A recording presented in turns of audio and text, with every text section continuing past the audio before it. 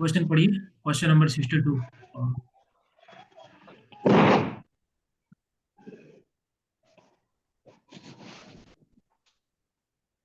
Limitation और boundary of principal, नहीं ये नहीं था।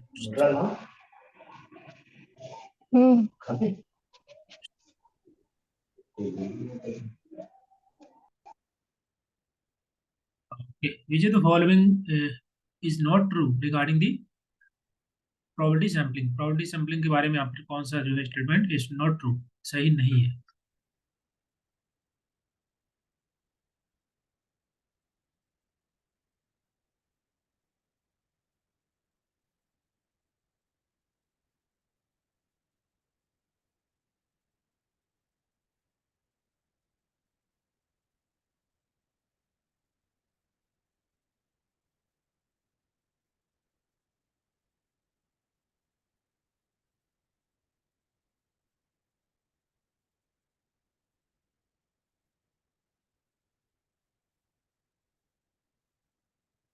क्या आंसर होगा? Take a C, which is not correct. The large the sample, the more confident we can have in the sampling representation.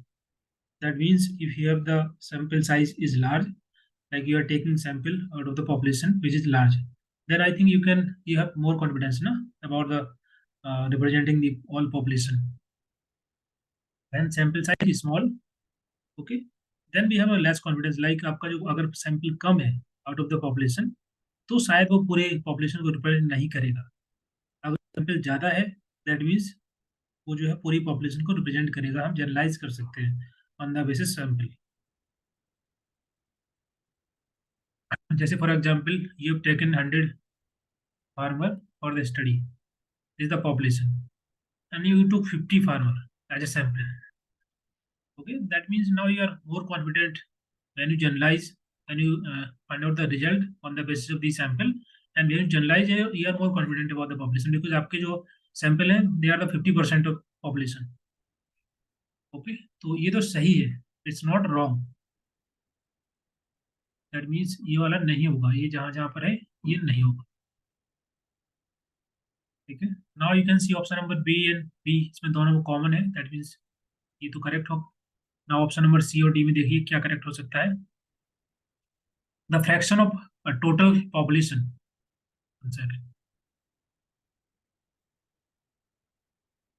the fraction of total population that a sample contain does not affect the sample representation unless the fraction is small. Okay, देखिए अगर sample size ज्यादा होती है तो भी effect करेगा, sample size छोटी होगी तो कहीं ना कहीं इफेक्ट करेगा। अगर वो सही से रिप्रेजेंट कर रहा होगा पॉपुलेशन को तो कहीं ना कहीं उसका इम्पैक्ट होगा। It's not 100%। सैंपल साइज छोटी होती कम इम्पैक्ट होगा, लेकिन होगा अगर वो सही से रिप्रेजेंट कर रहा होगा पूरी पॉपुलेशन को, रैंडम सैम्पलिंग प्रॉपर होगी, तो छोटा स्मॉल छोटा सैंपल भी कहीं ना कहीं that will also impact, have the impact on the overall population. Okay, तो ये वाला सही होगा आपका। क्या कहाँ गया, सॉरी ये गलत हो जाएगा। सो ऑप्शन नेक्स्ट इसमें इंक्लूसिव फ्रेमिंग सैम्पलिंग फ्रेम में still yield systematic bias if many sample member can't be contacted. ये सही है जो मैंने बताया था कि सैंपल बायसनेस का जो डेफिनेशन था या सैंपल बायस क्या होता है, कि मान लीजिए प्रोपोर्शनेट आप सही सैंपल नहीं लेंगे तो वो सैंपल बायसनेस कहलाती है। तो ये सही है, दैट मीन्स डी भी नहीं होगा, एक ही ऑप्शन है बी और C will be right answer. Clear है? बी और सी क्यों सही है, मतलब दोनों गलत है, इसमें पूछा जा रहा है कौन सा सही नहीं है, विच इज नॉट ट्रू।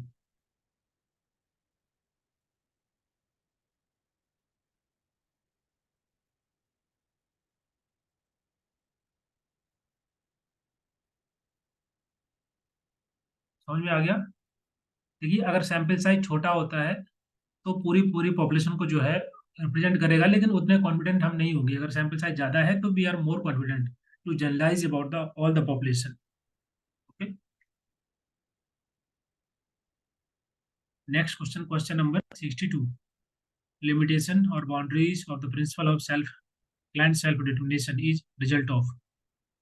यहाँ पर बोल रहे हैं कि जो प्रिंसिपल सेल्फ डिटर्मिनेशन का है क्लाइंट का, जो सोशल वर्कर फॉलो करते हैं, तो उसमें क्या क्या बाउंड्री, क्या क्या लिमिटेशंस होती है जब सोशल वर्कर इंश्योर करता है कि the client have the right to choose को फ्रीडम है, वो उसको क्या सही नहीं लग रहा है, वो डिसाइड कर सकता है। सो जो उसको हम बोलते हैं सेल्फ डिटर्मिनेशन का principal.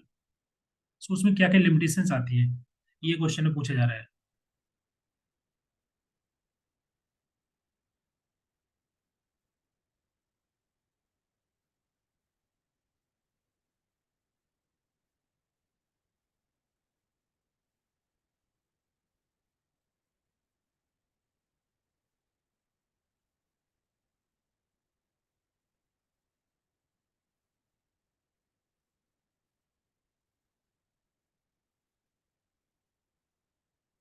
2000 will be right.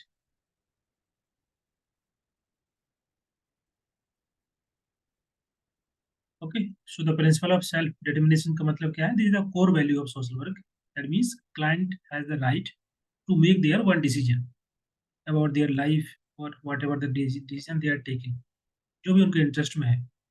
Okay, but there are so many number of the limitations to the principle of self determination. The first one, that is client capacity of for the positive and constructive self determination. देखिए, there so many difficulty, for example कुछ internal limitations होती हैं client की। Okay, जैसे for example client is maybe is mentally ill, और may be कोई client जो है ड्रग लेता है, तो वो शायद सही डिसीजन नहीं ले पाएगा। ही और she can't take a sound decision about their own care.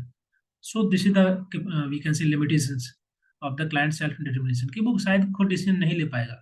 तो सोशल वर्कर कैसे उसको जो है एक बोल सकते हैं उसको फॉलो कर पाएगा सेल्फ डिटर्मिनेशन कॉन्सेप्ट को, क्योंकि सो कभी कभी क्लाइंट खुद डिसीजन नहीं ले पाता है या उसकी मानसिक स्थिति अच्छी नहीं है। ओके, तो सही से डिसीजन नहीं ले पाएगा। There is some internal limitation, तो ये आपका आ जाएगा इंटरनल लिमिटेशन के अंदर। नेक्स्ट है the framework of social and the moral good.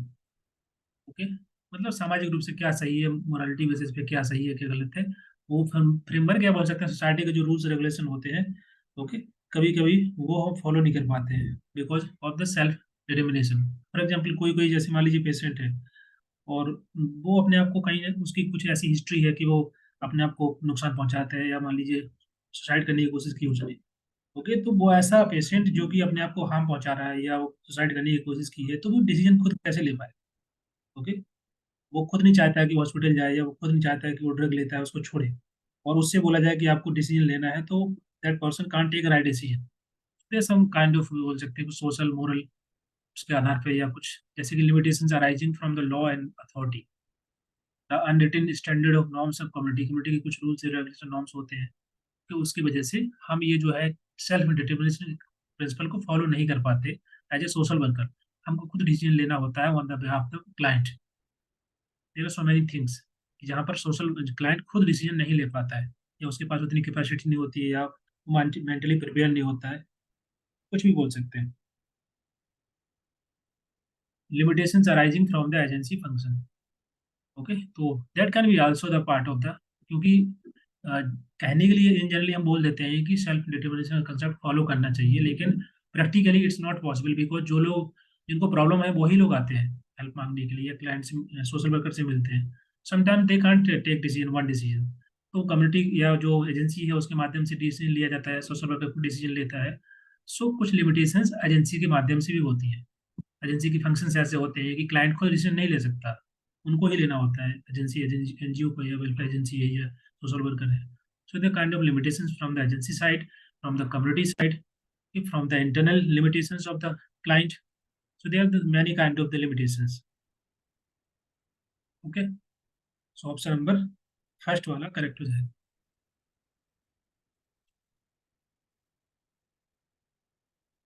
Clear है, समझ में आ गया?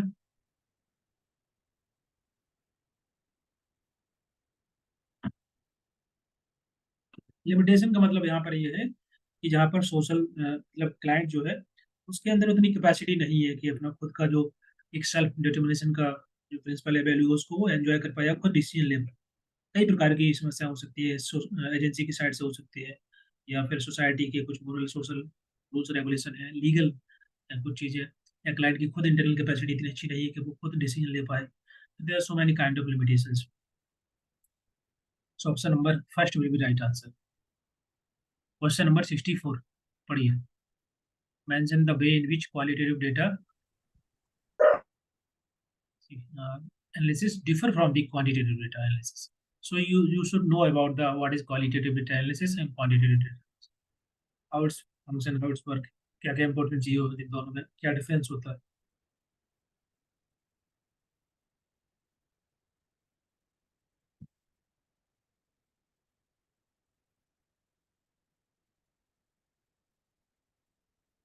ये जो क्वेश्चन है 64 इस प्रकार के एग्जाम में क्वेश्चन अभी आ रहे हैं. अगर हम बात करें प्रेजेंट टाइम का जो अभी करंट में जो फॉर्मेट है क्वेश्चन का, इसी टाइप क्वेश्चन आते हैं, थोड़ा लेंदी रहते हैं, स्टेटमेंट ये रहते हैं. But you can see there is the four option. So option eliminate कर भी कर सकते हैं अगर आपको सही से समझ में आ जाएगा ऑप्शन या जो स्टेटमेंट, तो you can easily eliminate options.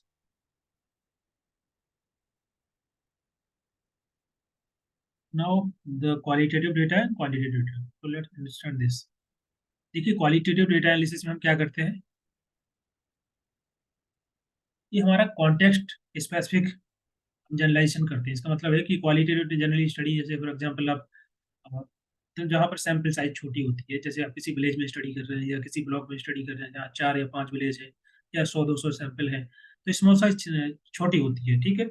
और बहुत ही ज़्यादा जहाँ पर हमको डाटा कलेक्ट करना पड़ता है, इंटेंसिव डाटा कलेक्शन होता है, सैंपल साइज छोटी होती है. जबकि क्वांटिटेटिव में क्या होता है कि सैंपल साइज बहुत बड़ी होती है. जैसे कि मान लीजिए हमारे पास डेटा होता है, ठीक है, सेकेंडरी डेटा पे स्टडी किया जाता है जनरली क्वांटिटेटिव स्टडी में. जैसे इकोनॉमिक्स से वहाँ पर जो स्टूडेंट स्टडी करते हैं, रिसर्च करते हैं, तो क्वांटिटेटिव डेटा पे करते हैं, तो वो डेटा मिल जाता है बहुत सारा. और पूरा मतलब देश का डेटा होगा, या जैसे सेंसस का डेटा है, या हेल्थ को लेकर के ऐसा डेटा है, तो वो डेटा बहुत लार्ज होता है, ठीक है, उस पर स्टडी करते हैं. तो जो क्वांटिटेटिव का जो रिजल्ट निकलता है, या बोल सकते हैं हम जनरलाइज करेंगे, तो वो यूनिवर्सल जनरलाइज होता है. क्योंकि बड़े स्केल पे डेटा लेते हैं तो हम जनरलाइज कर सकते हैं एक डिस्ट्रिक्ट लेवल पर, एक स्टेट लेवल पर, एक नेशनल लेवल पर. लेकिन जो क्वालिटेटिव डेटा होता है वो हम जनरलाइज करेंगे, बहुत ही कॉन्टेक्स्ट स्पेसिफिक होता है. आपने स्टडी किया पर्टिकुलर रीजन में, तो आप उसी रीजन को जनरलाइज कर पाएंगे कि ये समस्या यहाँ पर है, इसको हम ऐसे टैकल कर सकते हैं, these are the things that need to be understand. तो वो आप उसी पर्टिकुलर एरिया में या उस पर्टिकुलर रीजन में या उस ब्लॉक में या उस डिस्ट्रिक्ट में फोकस करते हैं. That is very context specific generalisation in the qualitative data, क्योंकि स्मॉल साइज सैंपल साइज छोटी होती है. और जबकि वो क्वांटिटेटिव में क्या होता है, सैंपल साइज ज़्यादा बड़ी होती है, तो वो जनरलाइजेशन जो होगा रिजल्ट का वो यूनिवर्सल हो सकता है, बड़े स्केल पर हो सकता है. ठीक है, ये बेसिक चीज़ आपको पता होनी चाहिए. दूसरा चीज़ है कि हम क्वालिटेटिव डेटा क्वांटिटेटिव डेटा की स्टडी किस टाइप की करते हैं. जैसे कि मान लीजिए किसी सोशल फिनोमेना को अंडरस्टैंड करना है, या स्पेसिफिक कॉन्टेक्स्ट को अंडरस्टैंड करना है, समझना है, उसको इंटरप्रेट करना है, तो हम क्वालिटेटिव स्टडी करते हैं. ओके. और क्वांटिटेटिव में जनरली हम क्या होता है कि जो डिफरेंट वेरिएबल्स हैं, जो पैटर्न है, उसके बीच में रिलेशन को डेवलप करना, ठीक है, प्रोडिक्ट करना, किसी फिनोमेना को एक्सप्लेन करना, मेजर करना, तो हमारा क्वांटिटेटिव में आता है. ओके. जैसे मान लीजिए कि फार्मर सुसाइड को आपको स्टडी करना है, तो वहाँ पर हम क्वालिटेटिव डेटा स्टडी करेंगे, जहाँ पर हम अंडरस्टैंड कर पाएंगे वेरियस फैक्टर्स कि किस किस तरीके से क्या क्या रीजन है जहाँ पर फार्मर सुसाइड कर रहे हैं. और वहीं पर हमको अगर इनकम लेवल को चेक करना है, और फार्मर की इनकम लेवल और बाकी वेरिएबल, तो वहाँ पर हम क्वालिटेटिव स्टडी करेंगे, ठीक है. क्योंकि वहाँ पर हमको रिलेशन फाइंड आउट करना है इनकम लेवल या फार्मर का, वो जो भी कई प्रकार के वेरिएबल आप ले सकते हैं. So you there you can use the quantitative study, ठीक है. तो ये कुछ चीजें आपको जानना जरूरी है. अब क्वेश्चन को पढ़िए. emphasis on the seeking universal generalization rather than sensitivity to context, मतलब स्पेसिफिक कॉन्टेक्स्ट. तो ये क्या सही है गलत है.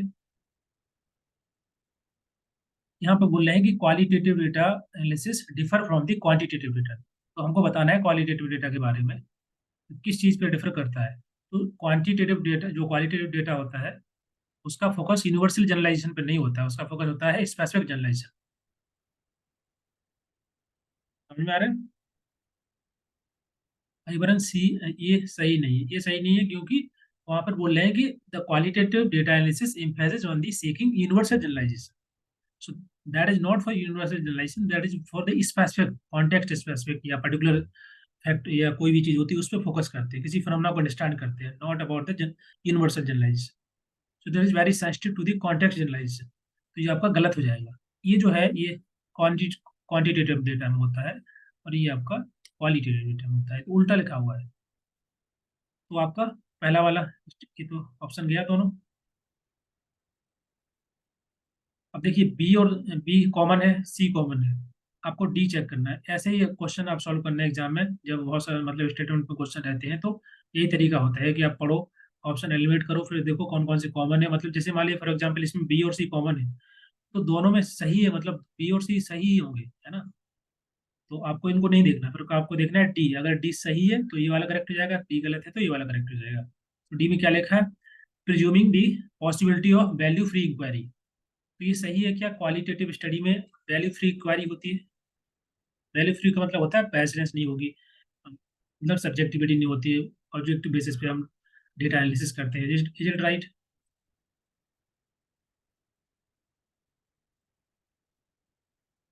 बताइए। ऐसा हो सकता है, देखिए क्वालिटेटिव डेटा में ऐसा देखिए सब्जेक्टिविटी थोड़ा बहुत रहती है, हम उसको मिनिमाइज कर सकते हैं, कम कर सकते हैं, लेकिन सब्जेक्टिविटी या बोल सकते हैं बायसनेस डेटा के अंदर रहेगी रहेगी। ओके, क्योंकि आप डेटा जब कलेक्ट करने जाते हैं तो कहीं ना कहीं खुद का जो परसेप्शन होता है, हमारा बिलीफ जो होते हैं, वो कहीं ना कहीं हमारे रिजल्ट को, हमारे चीज़ों को इन्फ्लुएंस कर देते हैं, हमारे एनालिसिस, हमारे डेटा को, जो आप डेटा कलेक्ट कर रहे हैं। ओके, तो कहीं ना कहीं उसमें वैल्यू ऐड रहती है, हमारा जो बिलीफ है, जो हमारा परसेप्शन है, हम हमारी जो अंडरस्टैंडिंग है, हमारा जो नॉलेज है, उससे हमारा डेटा इन्फ्लुएंस हो जाता है। तो थोड़ी बहुत सब्जेक्टिविटी रहेगी रहेगी। तो इसमें लिखा है कि presuming the possibility of value free inquiry, so it's not right. Value free inquiry नहीं होगी, वैल्यू होगी होगी, और बैसनेस रहेगी उसमें, बिलीफ जो है, हमारा जो अंडरस्टैंडिंग है वो उसमें रहेगा रहेगा, वो सेव कर देगा हमारे डेटा को, थोड़ा बहुत बदल बदल देगा। तो ये गलत हो जाएगा, इसका मतलब ये ऑप्शन गया आपका। So option number C will be right answer. अब ऐसे देख लेते हैं इसमें क्या लिखा है। अब focus on meaning rather than the quantitative phenomena. ठीक है, यहाँ पर हम मीनिंग पर फोकस करते हैं, स्पेसिफिक अंडरस्टैंड करते हैं किसी फिनोमेना को। नेक्स्ट इसमें लिखा है कि collection of many data on a few issue, कुछ इशू पर हम बहुत सारा डेटा कलेक्ट कर लेते हैं, rather than few data on a many issue. ठीक है, ये भी बात सही है, तो बी और सी आपके करेक्ट हो जाएंगे। नो सर, पूजा लोधी।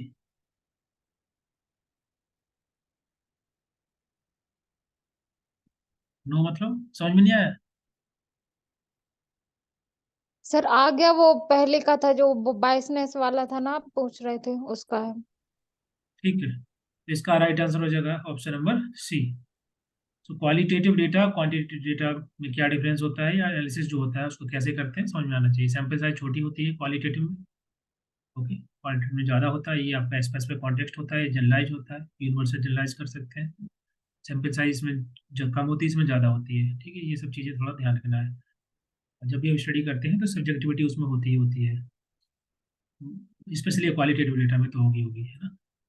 क्योंकि ये क्वांटिटेटिव डेटा मेजरमेंट करते हैं तो उसमें थोड़ी कम हो सकती है, लेकिन क्वालिटेटिव डेटा जो हम एनालिसिस करते हैं, ठीक है, तो उसमें रहेगा रहेगा, डेटा को सिंथेसाइज किया जाता है तो वैसनेस रहेगी। Question number 92। ओके, इसका क्वेश्चन में जो है मॉक टेस्ट में आंसर और कुछ लिखा है, इसको मैं थोड़ा करेक्ट कर देता हूँ। क्वेश्चन को पढ़िए, आंसर दीजिए।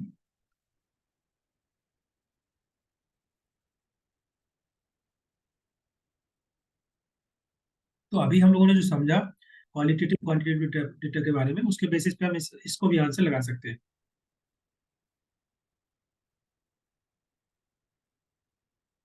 क्वेश्चन पढ़िए एक बार, अच्छे से पढ़ लीजिए क्वेश्चन क्या पूछ रहा है, then try to give the answer of this question.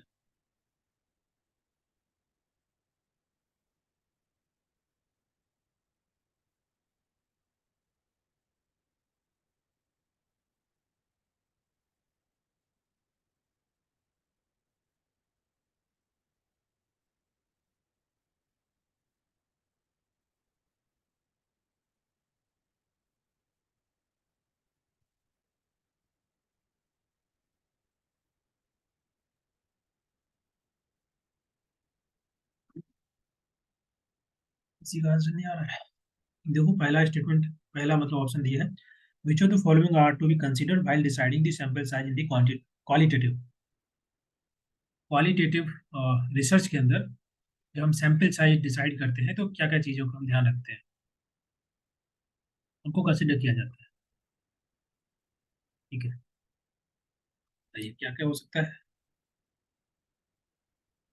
इसमें बोल रहे हैं कि which are the following are are to be considered while deciding the sample size.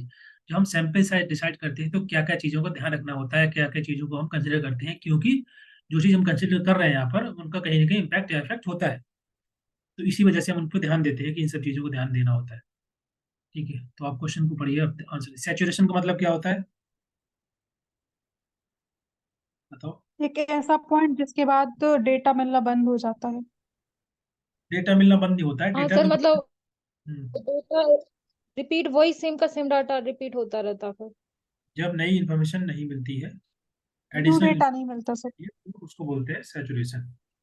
ठीक है, एक ऐसा पार्ट जहाँ पर, जैसे फॉर एग्जाम्पल आप मान लीजिए कि 50 सैंपल आपके पास है, उससे आपने स्टडी किया, डेटा कलेक्ट किया, और उसके बाद फिर आप अगर लीजिए 10 सैंपल और ले लिया आपने, फिर आपने दिख रहा है कि सेम टाइप का रिजल्ट आ रहा है, सेम टाइप का, या मतलब लोग आंसर दे रहे हैं, अगर मान लीजिए इंटरव्यू कर रहे हैं क्वेश्चन से, आपको लग रहा है कि सेम टाइप के आंसर सब लोग दे रहे हैं, एक ही टाइप के, इसका मतलब सैचुरेशन आ गया, आपको यहाँ से कोई नया कुछ डेटा इन्फॉर्मेशन नहीं मिलने वाली है, तो सैचुरेशन बोलते हैं उसको। नेक्स्ट है हेट्रोजेनिटी ऑफ पॉपुलेशन। इसका मतलब क्या होता है कि पॉपुलेशन बहुत ज़्यादा डाइवर्स है on the basis of the characteristics. जैसे मान लीजिए आपने कुछ सैंपल लिए, ओके, तो मान लीजिए फॉर एग्जांपल आपने 50 सैंपल लिए हैं किसी विलेज के अंदर, तो उसमें 10 लोग ऐसे हैं जो कि डॉक्टर हैं, 10 इंजीनियर हैं, जस्ट फॉर एग्जांपल, 10 फार्मर हैं, 10 टीचर हैं। तो इसका मतलब है कि ये पॉपुलेशन जो है, 50 सैंपल आपने लिए हैं, बहुत ज़्यादा हेट्रोजीनियस है। ओके, सिमिलरिटी उसमें कम है। अगर 50 के 50 फार्मर होते हैं या 50 50 टीचर होते हैं, that means the population is very homogeneous. Okay, तो इस चीज़ का भी हमको ध्यान रखना होता है कि पॉपुलेशन जो है बहुत ज़्यादा हेट्रोजीनियस तो नहीं है। यदि हेट्रोजीनियस होगी तो क्या होगा कि हमको डाटा ज़्यादा लेना पड़ेगा, मतलब सैंपल साइज और पॉपुलेशन साइज बहुत ज़्यादा लेनी पड़ेगी, है ना। हेट्रोजीनियस अगर पॉपुलेशन होगी तो हम कैसे जनरलाइज कर पाएंगे, सैंपल साइज हमको बढ़ानी पड़ेगी। अगर सैंपल मतलब सैंपल साइज, अगर सैंपल जो हमारे होमोजीनियस है तो कम सैंपल में भी काम चल जाएगा, हम जनरलाइज कर पाएंगे। जैसे मान लीजिए बॉक्स के अंदर 100 चॉकलेट्स हैं, ओके, और आपने उसमें से जो है सभी चॉकलेट एक ही है, मतलब एक ही कंपनी के हैं, तो आप इसमें 10 चॉकलेट निकाल लीजिए, 5 निकाल लीजिए, तो आप जनरलाइज कर पाएंगे ये सभी एक जैसे हैं। अगर मान लीजिए इसमें 5 कंपनी के अलग अलग चॉकलेट्स हैं, तो इट्स वेरी डिफिकल्ट कि आप 5 या 10 चॉकलेट के माध्यम से बता पाएंगे इसमें कौन कौन सी है, आपको ज़्यादा लेना पड़ेगा। ओके, तो होमोजेनियस डेटा होता है, तो that will be easy to generalise about the population on the basis of the few sample. तो ये भी देखना होता है कि डेटा बहुत ज़्यादा हेट्रोजीनियस नहीं है, सेचुरेशन देखना पड़ता है। नेक्स्ट है scope and specificity of the research question. इसका मतलब क्या हुआ कि जो रिसर्च क्वेश्चन आप बना रहे हैं, जैसे मान लीजिए आपने क्वेश्चन आयर तैयार किया, उसमें जो रिसर्च क्वेश्चन है बहुत ही स्पेसिफिक है, ठीक है, टू द पॉइंट है। इसका मतलब है कि आपको बहुत ज़्यादा डेटा नहीं चाहिए, कम सैंपल कम डेटा में आप वो रिसर्च क्वेश्चन का आंसर दे सकते हैं। अगर क्वेश्चन इस प्रकार की बहुत ज़्यादा ब्रॉड है, टॉपिक के बारे में पूछा जा रहा है, तो फिर आपको जो है बहुत ज़्यादा डेटा चाहिए होगा, तब आप क्वेश्चन को आंसर कर पाएंगे। ठीक है, समझ में आ रहा है, बताइए। सुधा, आपको ये भी देखना होता है स्कोप कैसा है, रिसर्च क्वेश्चन किस प्रकार के क्वेश्चन है, किस प्रकार बना हुआ है। अगर बहुत ज़्यादा उसमें क्वेश्चन इस प्रकार बहुत ही स्पेसिफिक है, टू द पॉइंट बात की गई है, आंसर पूछे गए हैं, तो कम सैंपल्स में काम चल जाएगा। लेकिन अगर बहुत ज़्यादा ब्रॉड या बहुत इंसाइट जानना है, तो बहुत ज़्यादा सैंपल की जरूरत पड़ेगी, तब आप सही तरीके से एक्सप्लेन कर पाएंगे पूरे के पूरे रिसर्च क्वेश्चन को, उसका स्कोप। तो ब्रॉड स्कोप है तो आपको ज़्यादा डेटा चाहिए, बहुत ही स्पेसिफिक है तो कम डेटा में काम हो जाएगा। ठीक है, तो ये सभी चीज़ें कहीं ना कहीं डिसाइड, मतलब फैक्टर होते हैं कि जब हम डिसाइड कर रहे होते हैं सैंपल साइज कितनी। जनरली क्वालिटेटिव स्टडी में हम सैंपल साइज कम लेते हैं, कम लेना है तो हमको फोकस करना है कि हमारा क्वेश्चन बहुत ऐसा हो कि बहुत स्पेसिफिक हो, कम सैंपल में काम बन जाए, और पॉपुलेशन होनी चाहिए थोड़ी ऐसी होमोजीनियस, बहुत ज़्यादा हेट्रोजीनियस ना हो। तो उस चीज़ को हमको ध्यान देना होता है कि पॉपुलेशन हेट्रोजीनियस है कि नहीं है। सेचुरेशन ऑफ कोर्स आएगा ही आएगा। नेक्स्ट इसमें emphasis on the sample frame. तो हमारा फोकस सैंपल फ्रेम पे रहता है क्या, बताइए,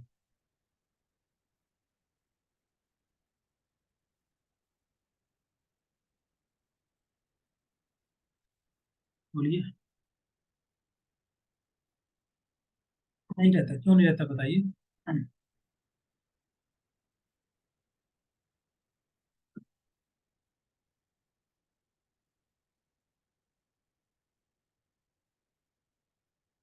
नो सैंपल, क्वालिटेटिव में नो सैंपल, सैंपल तो लेते हैं ना क्वालिटेटिव में, एनीबडी, रहता है सर। ओके, कैसे रहता है, इवन एक्सप्लेन। जैसे फॉर एग्जांपल मैंने बताया सर कि, जब बोलिए। सर जब सैंपल मतलब जब हमारे पास एक अच्छा सैंपल रहेगा, पूरा सिस्टमेटिक, मतलब सैंपल फ्रेम अच्छे से रहेगी, तभी तो हमें अच्छा डेटा मिलेगा। सैम्पलिंग और अच्छे से रहेगी। जैसे फॉर एग्जांपल मैंने यहाँ पर बात की कि आपकी रिसर्च क्वेश्चन बहुत ज़्यादा टू द पॉइंट है बोल सकते हैं, तो इसका मतलब क्या है, हमको सैम्पल साइज कम चाहिए। ठीक, अगर बहुत ज़्यादा ब्रॉड है आपका स्कोप तो सैम्पल साइज ज़्यादा चाहिए। तो सैंपल साइज के आधार पर हम फ्रेम डेवलप करते हैं। जैसे मान लीजिए आपको 50 ही सैंपल चाहिए, तो फिर आप उसके अनुसार सैम्पलिंग फ्रेम डेवलप करेंगे। जैसे कि मान लीजिए पॉपुलेशन जो आप लेते हैं, आपको पता होता है कि आपको कितने सैंपल चाहिए होते हैं, है ना, उसी के आधार पर तो आप सैम्पलिंग फ्रेम बनाते हैं। पॉपुलेशन आप चुनते हैं कि ये पॉपुलेशन है, ये फार्मर, इसमें 100 फार्मर है, और आपको लग रहा है कि 50 या 60 सैंपल में काम बन जाएगा, तो आप उतना सैम्पलिंग फ्रेम डेवलप कर लेते हैं कि इसमें से मान लीजिए आपने 60 बना ली, इसमें से 50 जो है ऐसे सैंपल है कि जिससे आपका डेटा कलेक्ट हो जाएगा। तो ये जो आपके ये इसमें लिख रहा है कि कौन कौन सी चीज़ें कंसिडर होती हैं while deciding the sampling size. Sample size करने, सैंपल साइज के लिए ये फैक्टर नहीं है, इसको हम बनाते हैं क्योंकि हमको सैंपल लेना होता है, तो हम एक सैम्पलिंग बना लेते हैं कि इसमें से हमारे सैंपल हो जाएंगे। अगर फॉर एग्जाम्पल क्वेश्चन जो है, रिसर्च क्वेश्चन बहुत ब्रॉड है, तो हमको फिर क्वेश्चन सैंपल साइज बढ़ानी पड़ेगी, तो हमारा सैंपल फ्रेम बड़ा हो जाएगा। अगर मान लीजिए पॉपुलेशन बहुत ज़्यादा हेट्रोजीनियस है, तो हमको पता है सैंपल ज़्यादा चाहिए, तो हम सैम्पलिंग फ्रेम बड़ा बनाएंगे, यस सर। है ना। Yes sir. तो ये फैक्टर नहीं है, मतलब इससे हम बनाते सैम्पलिंग फ्रेम डेवलप करते हैं क्योंकि हमको ये सब चीज़ें देखनी होती है। ठीक है, इन सब चीज़ों के आधार पर हम सैम्पलिंग देखते हैं, कितना सैंपल चाहिए, उसी के आधार पर हमारा सैम्पलिंग फ्रेम डेवलप होता है। ठीक है, तो ये फैक्टर नहीं है उसका कि हम सैंपल कितने ले रहे हैं। आपको सैंपलिंग की जितनी जरूरत है उसके अनुसार आपका सैम्पलिंग फ्रेम बनता है।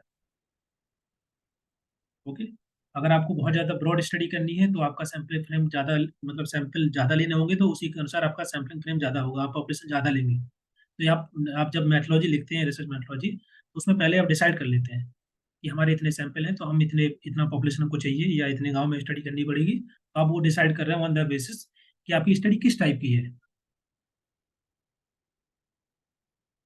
ठीक है, तो ये फैक्टर होते हैं, इसके आधार पे आप डिसाइड करते हैं कि आपको कितना सैंपल चाहिए, कितना बड़ा सैम्पलिंग फ्रेम बनाना है, ना कि सैम्पलिंग फ्रेम के आधार पे आप डिसाइड करते हैं।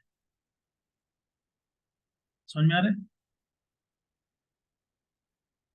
जैसे फॉर एग्जाम्पल आपने सैम्पलिंग फ्रेम ले लिया 100 से फार्मर का, और आपका जो है पॉपुलेशन बहुत ज़्यादा डाइवर्स है, बहुत ज़्यादा हेट्रोजीनियस है, तो आपको सैंपल की ज़्यादा जरूरत पड़ेगी, तो फिर आपका सैम्पलिंग फ्रेम काम नहीं करेगा उसमें, है ना।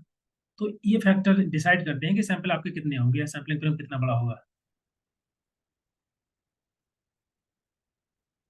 समझ में आ रहा है कि दोबारा समझाएं, बताइए।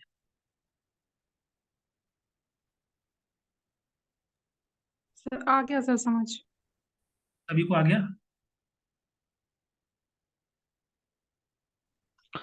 Yes sir, yes sir. ठीक है, ओके। सैम्पलिंग तो क्वांटिटेटिव में करते हैं सर। देखो सैम्पलिंग एक मतलब जैसे जब स्टडी करते हैं तो पूरा का पूरा पॉपुलेशन हम नहीं ले सकते ना, तो सैम्पलिंग तो हमको लेना ही होगा, रिसर्च करेंगे तो। ठीक है, सैम्पलिंग कहीं भी यूज कर सकते हैं। Yes sir, yes sir. तो आपका ऑप्शन नंबर बी करेक्ट हो जाएगा, A B C will be right answer. Correct कर लेना मैंने सर आज। लेकिन सैचुरेशन तो ग्राउंडेड थ्योरी का पार्ट है सर, तो क्वालिटेटिव में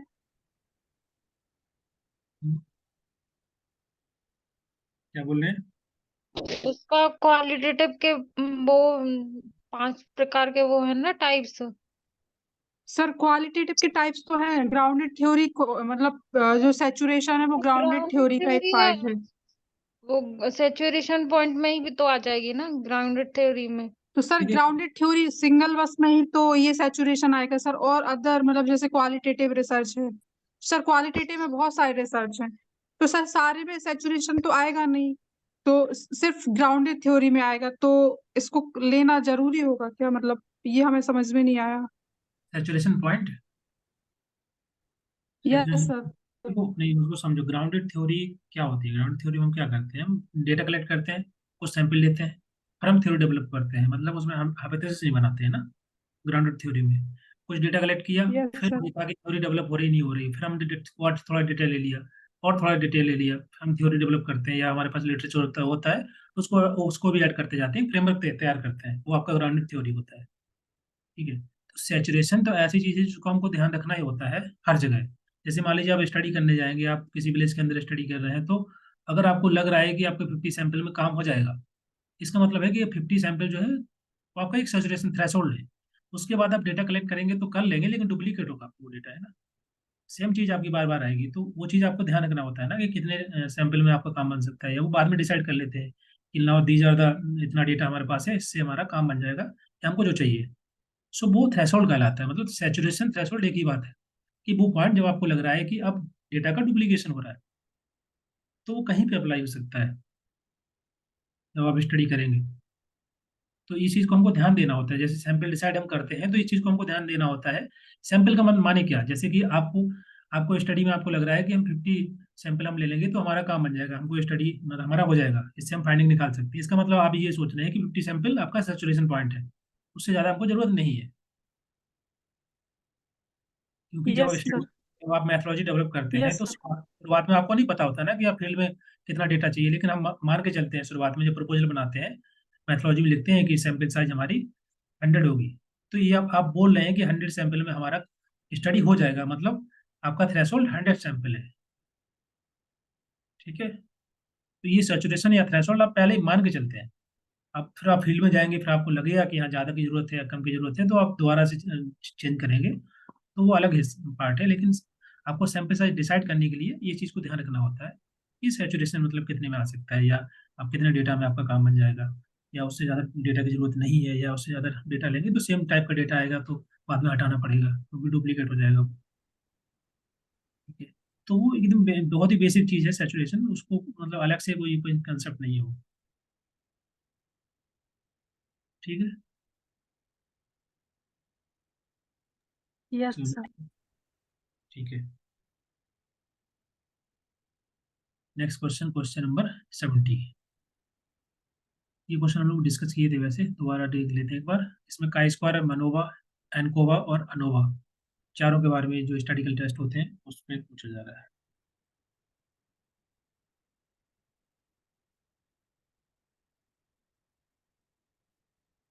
क्या आंसर होगा?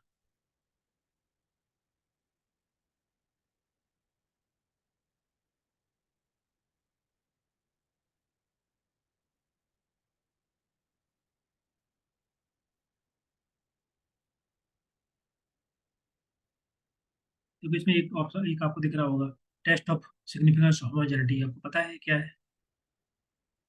काई स्क्वायर टेस्ट है, तो कल परसों डिस्कस किए थे ना, टेस्ट ऑफ जी सर, जिसको का बोलते हैं। हाँ, तो सी हो जाएगा, सी फर्स्ट के साथ पेयर हो जाएगा। अब देखो यहाँ पर ये चीज देखो, देखो ये जो क्वेश्चन आया हुआ था, अब इस क्वेश्चन को देख के आपको लगेगा कि शायद हम नहीं कर पाएंगे, क्योंकि यहाँ पर मनोवा लिखा हुआ है, एनकोवा लिखा हुआ है, ये चीज नहीं पड़ी होगी। तो लेकिन अगर आप इसको अच्छे से पढ़ेंगे तो आपको ये पता है कि आपको पाई स्क्वायर के बारे में पता है या अनोवा के बारे में पता होगा। तो जैसे आपका सी फर्स्ट के साथ पेयर होगा, यहाँ पर एक ही ऑप्शन है ऐसा जिसमें सी फर्स्ट के साथ पेयर है, आपका आंसर आ गया। क्वेश्चन देखने में बहुत टफ लग रहा था, डिफिकल्ट लग रहा था, लेकिन आप जब पढ़ेंगे क्वेश्चन को, या आपको पता है कि ये चीज़ तुमको पता है, अगर इसको हम पेयर करेंगे क्या ऑप्शन हो सकता है एलिमिनेट हो जाए, यहाँ पर सभी ऑप्शन एलिमिनेट हो गए। तो ये आपको देखना है हमेशा, क्वेश्चन जब पढ़ेंगे लेंदी क्वेश्चन होगा तो ये ध्यान रखना है कि हो सकता है कि ऑप्शन आपके एलिमिनेट हो जाए। तो ये तो तरीका है सॉल्व करने का। अभी हम लोग देखते हैं कि करके। सर एक बार अनकोवा बता दीजिए थोड़ा। हाँ, इसे भी बता रहे हैं कि करके, बस मैं बता रहा हूँ कि कैसे आपको ऑप्शन एलिमिनेट करना है, बड़ा क्वेश्चन देख के डरना नहीं है ना। एक तो हो गया अनोवा, ठीक एनोवा सर। का मतलब क्या होता है बताइए? Analysis of variance. ये तो फुल फॉर्म हो गया। एनोवा कहाँ यूज करते हैं, मतलब कैसे, क्या कंडीशन होनी चाहिए एनोवा के लिए?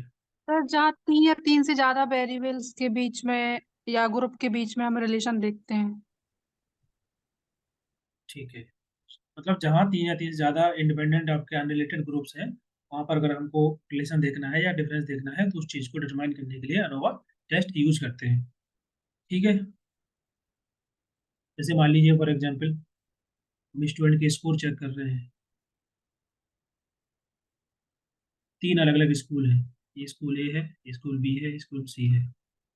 ठीक है, तीनों अलग अलग है, ओके, डिफरेंट स्कूल है। यहाँ पर हम स्कोर का मीन निकालेंगे, फिर उसको कंपेयर करेंगे वो एनोवा टेस्ट का यूज करके, तो ये आपका कहलाएगा अनोवा। ठीक है, तीनों अलग अलग इंडिपेंडेंट और आपके डिफरेंट जो है वेरिएबल है, तीनों के तीनों। क्लियर है?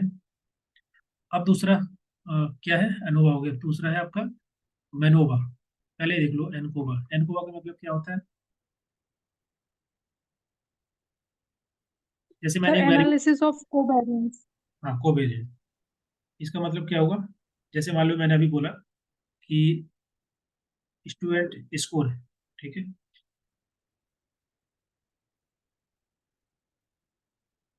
क्या बोल सकते हैं कि जो भी स्टूडेंट की परफॉर्मेंस है, स्कोर कितना है, तो ये आपका क्या होगा? एक वेरिएबल हो जाएगा। दूसरा वेरिएबल हम ले लेते हैं, मान लीजिए टीचिंग मेथड।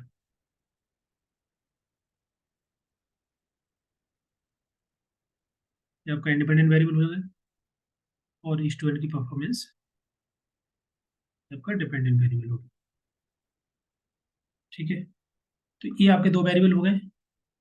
अब एनकोवा का मतलब होता है कोवेरियंस। तो कोवेरियंस यहाँ पर हम जो कोवेरियंस होगा, मतलब यहाँ पर हम देखेंगे कि जैसे आप जब टेस्ट करेंगे टीचिंग मेथड, मतलब टीचिंग मेथड और जो आपका स्टूडेंट का परफॉर्मेंस है, उसमें एक फैक्टर हो सकता है, या बोल सकते हैं कोवेरियंट हो सकता है कि स्टूडेंट की पहले से जो पीरियड नॉलेज, मतलब जैसे आप एनालिसिस करेंगे, आप इस पे फॉर एग्जाम्पल आप टेस्ट करेंगे, तो आपको ये देखना होगा कि यार स्टूडेंट को पहले से कुछ नॉलेज तो नहीं है। क्योंकि अगर बच्चे को, स्टूडेंट को पहले से नॉलेज है और हम डिफरेंट मेथड यूज करने